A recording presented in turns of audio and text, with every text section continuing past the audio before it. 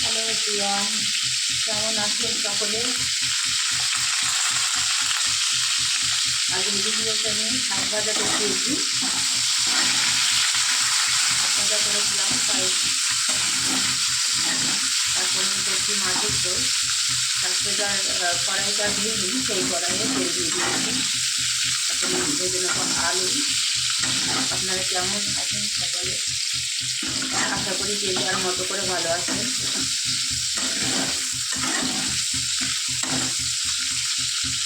এখন মাছের ঝোল করবো। রুই মাছ পেয়েছিলাম, আর এখানে মাছটা একটু কমই পাওয়া যায়, কারণ এখানে মাছ মানুষে খুব কম খায় বা সাপ্লাই খুব কম আছে, পাওয়া যায় না বললেই চলে। সেখানে মাছ পাওয়া এখানে সপ্তাহে তো আমাদের পছন্দ মতো মাছ খুব কম আছে। মাছ আছে রূপচাঁদা, তারপরে পাঙ্গাস, এই মাছগুলো বেশি থাকে এখানে। আবার পাঙ্গাস মাছকে ইয়াসি বলে, আর রূপচাঁদাকে পাপলেট বলে। একদিনকে মাছের বাজারে নিয়ে যাব, দেখাতে কী কী মাছ আসে। প্রধানত মাংসটা এখানে খুব একটা মানে না পাওয়া যায়, কিন্তু পশ্চিমবঙ্গের তুলনায় এখানে মাংস, খাসির মাংস বলে, খাসি তো খুব একটা বিক্রি হয় না, হয় পাঠার মাংস বেশি বিক্রি হয়, তুলনামূলক দামেও কম। খাসির মাংসটাও দাম কম আমাদের পশ্চিমবঙ্গ থেকে। সেখানে পশ্চিমবঙ্গে 800 850 ছাড়িয়ে গেছে, এখানে মোটামুটি 600 500-তে পাঠা পাওয়া যায়, আর 600 যাবে না, 550 এরকমের খাসি পাওয়া যায়। খাসি আর মাংসটা খুব কম, এখানে দামটা একটু কম। মাছের ভ্যারাইটিস খুব একটা থাকে না, যেগুলো থাকে সেগুলো হয়তো আমরা খাই না, ওই জন্য আনা হয় না। একবার ওর বাবা নিয়ে এসেছিল কালবাউস মাছটা, এত সুন্দর হয়েছিল খেতে, খুব ভালো লেগেছিল। তো অনেকদিন বলছে যে কালবাউস মাছটা অনেকদিন আসে না, পাচ্ছি না। এখানে মাছ পাওয়া খুব কঠিন। এখানে শ্রাবণ মাসে তো মাছ পাওয়াই যায় না, কারণ এখানে মাছ বিক্রি হয় না শ্রাবণ মাসে। পুরো নিরামিষ থাকে, পুরো মাছটাই নিরামিষ, মাছ মাংস ভেজ থাকে, নন ভেজ থাকে না।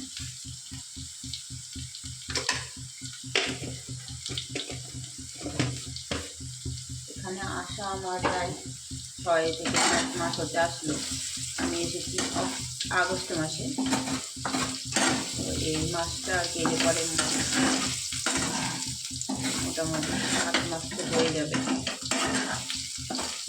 শেষও হয়ে গেল জানুয়ারি শেষ।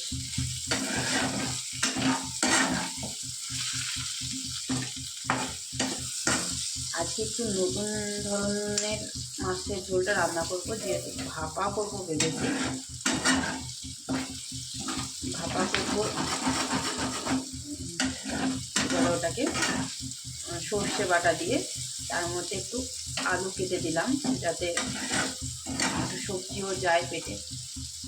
শুধু তো তেল মশলা খেলেই হবে না, সবজিটাও খাওয়া দরকার। সেই কারণেই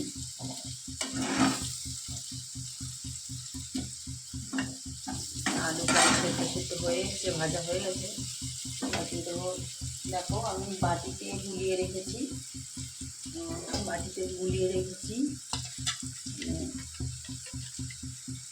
সর্ষে, আদা আর কাঁচা লঙ্কা বেটে বাটিতে ছেঁকে বাটিতে গুলিয়ে রেখেছি জলের সাথে। এটা দেবো, এটাতে আর এক্সট্রা জল দেবো না, এটাতেই হয়ে যাবে। এরকম আলু দিয়ে ভাপা আমি আগে কোনোদিন করিনি, আজকে প্রথম করছি।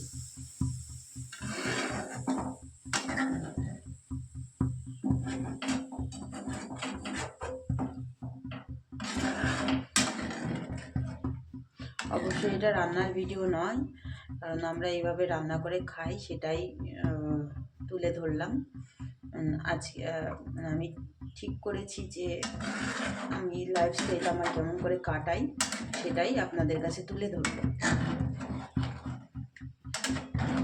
জাস্ট আর কিছুই না, এটা কোনো রান্নার ভিডিও না। ভালো লাগে, এই টাইমটা কেউ থাকে না, একা একা কী করব, তাই একটু ভিডিও বানালাম, আপনাদের সাথে কথাও বলা হচ্ছে। তরকারি ফুটে উঠেছে, আলু টালু মোটামুটি সেদ্ধ হয়ে গেছে। এবার মাছটা দিয়ে দেবো, মাছটা দিয়ে খানিকক্ষণ ফুটাবো। আমার মনে হয় এই তরকারিটা একটু সর্ষের তেল দিয়ে করলে মনে হয় ভালো, কিন্তু ভুলে গেছিলাম সর্ষের তেল দেওয়া হয়নি। এখানকার মাছ কাটার একটা আছে, লেজ রাখে না। লেজের যে এই পুচ্ছটা আমার বর বলে তাও এতটুকু রেখেছে, নাহলে একেবারে এখান থেকে কেটে দেয়। মানে লেজটা আমি খেতে পছন্দ করি।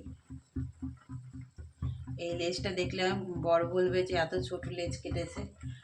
ও যখন মাছ কাটায় তখন লেজের পরিমাণটা একটু বড় রাখে, কারণ আমি লেজটা খেতে ভালোবাসি, ওই জন্য লেজটা একটু বড় করেই রাখে।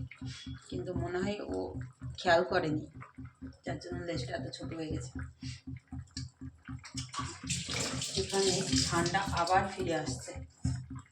ভেবেছিলাম রোদ্দুর টোদ্দুর উঠেছিল কদিন, সোয়েটার খুব মানে 2-3 দিন পরা লাগেনি। এখন মনে হচ্ছে আবার সোয়েটার চাদর সব বের করতে হবে। তো বেরি করাই আছে, মোটামুটি পরতাম কম, এখন মনে হচ্ছে ঘুরে ফিরে আবার ঠান্ডাটা পড়ছে। এই যে রান্না করছি, হাতগুলো পুরো মনে হচ্ছে শিল ধরে গেছে, হাতে কোনো প্রাণ নাই। এই যে এগুলোতে মোটামুটি মনে হচ্ছে অবশ অবশ ভাব, এত ঠান্ডা। কেমন লাগে আজকে এই রান্নাটা খেয়ে। বাবাকে বলেছিলাম আজকে ভাপা করব, কিন্তু ভাপা তো হলো না, সেই তরকারির মধ্যে আলু দিয়ে দিয়েছি, আর ভাপা কোথায় হলো। তো এটা ফুটুক, ফুটলে পরে একটু সর্ষের তেল দেবো, কাঁচা সর্ষের তেল দিয়ে নামিয়ে দেবো। তো ভিডিওগুলো কেমন লাগে অবশ্যই আমাকে জানাবেন।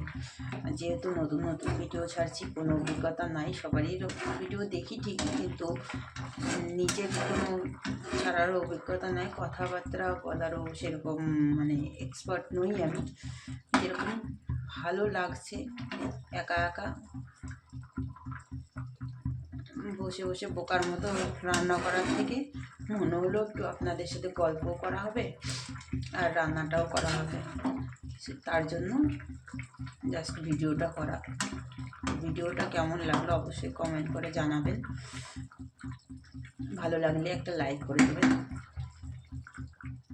Thank you.